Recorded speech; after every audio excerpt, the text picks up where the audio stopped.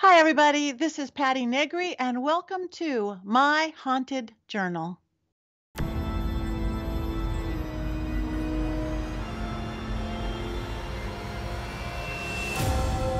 I hear all the time, how did you get started? How did you get on Ghost Adventures? How did you get on TV with what you do? Because that is kind of a weird thing to end up here. There's a lot of really good mediums out there, and even witches out there and psychics out there. Well, it all started well before Ghost Adventures, way back in 2008. I actually was always this person. I've always talked about, my first seance when I was 7 or 8 years old, seeing and talking to spirits since I could talk. And I talk about that all the time now, but I never ever talked about that for years and years and years because I was in Hollywood either as an actor or a producer. I have a production company called Brain Brew Entertainment, and it was a very corporate production company. I did big shows for like IBM and Mattel and banks and very corporate talk to HR departments where I'm doing song and dance extravaganzas and teaching education and motivational work. And I'm thinking with these very corporate companies, they can absolutely not know that, I talk to ghosts and dance around bonfires with drums. That just would not fit into my little corporate image of my production company. But in 2008, this big corporate crash happened and corporate entertainment became a dirty word. And it's just like all my shows kind of went poof, gone, vanished, just like magic. My witchy side was still living in private. My psychic medium side was living in private. I'm sitting here doing seances, but nothing in media, on television, on the internet. All of a sudden, somebody called and asked me, they said, Patti, we need you to do a seance on a reality show. And I'm like, oh, no, I can't do that. No, we really need you. We need somebody legitimate in seances. We need somebody who does television. No, I can't do that. Please, please, please. And I know I really can't. I keep that side of myself separate. I don't lie about anything, but that's my public persona, and that's not this. Please, no. And I'm looking at my empty calendar where there was no corporate shows. There was no song and dance extravaganzas. My Vegas market had dried up. And I'm like, no, well, what's the show?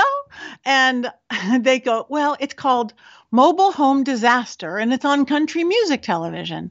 So I get to the set, and I bring all my tools and my candles and my herbs and my oils and my bells and my chimes, the way I do things. And I'm carrying it in my great big, I look like kind of like Mary Poppins gone bad with my two great big wicker baskets, which I still show up with. And these people are really cute. They really were country people in this show, kind of from the South, kind of don't get this world, kind of a variable belt upbringing. And you do kind of see the sweat dripping down their forehead going, okay, we're going to talk to dead people and with this scary woman with all these herbs and oils. But they were so sweet. What this was, it was a mobile home, and it was somewhere in Los Angeles, the outskirts of Los Angeles. And it was a double wide mobile home, which I don't even think I'd ever been in, but a lovely home. And there was this family with this little girl who was being bothered by a spirit, bothered by this little spirit. And people didn't believe her. They didn't know if it was her imagination or if there was something wrong with her. But it was affecting her and her family and her mood and her way of being. So we go in, and literally in her little, beautiful little girl bedroom, there was a portal drawn on the ceiling.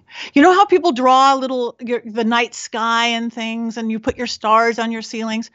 This had done that, and she had drawn this portal right where there was a real portal. This little girl was very, very gifted, because I'm feeling, because I'm seeing with my eyes closed half the time. So I'm feeling this energy. I was like, oh, wow, yeah, there is a vortex here. There is a portal here right there in this room. Walk into this room, look up, and there's the ceiling where she had painted the exact portal. So it made so much sense to me. This girl was feeling all this stuff. She would see it. And for finally someone to actually believe her, to take it into like, yeah, this is it. This is real. This is the spirits that are coming in. We were able to close down the portal. We were able to let her know that she wasn't crazy or she wasn't nuts. So parents out there, do know that kids see stuff. It hasn't got taught out of them yet. I do think, like I always talk about, those imaginary friends aren't always imaginary. Not that I'm going to give parenting advice here or anything, but I'm going to give parenting advice.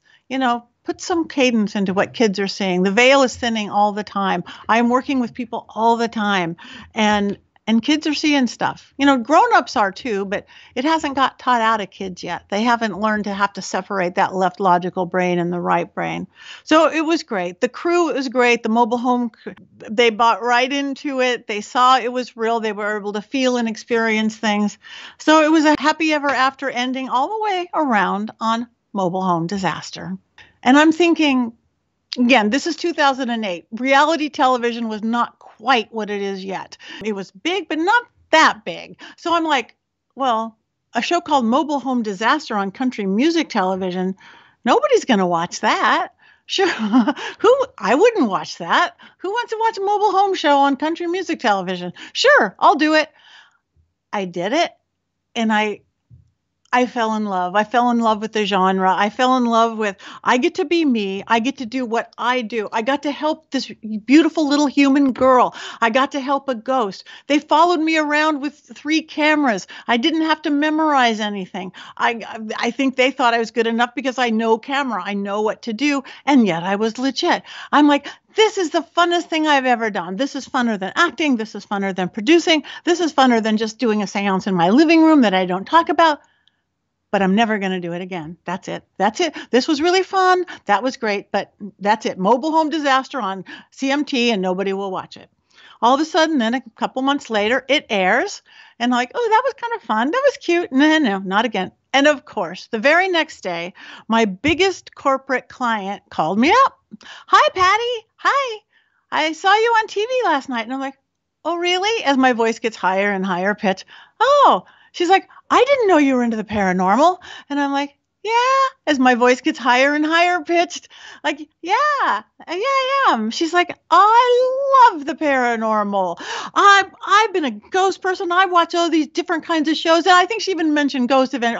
I'm like, huh, okay. And we had the most honest, real, most connected conversation we ever had.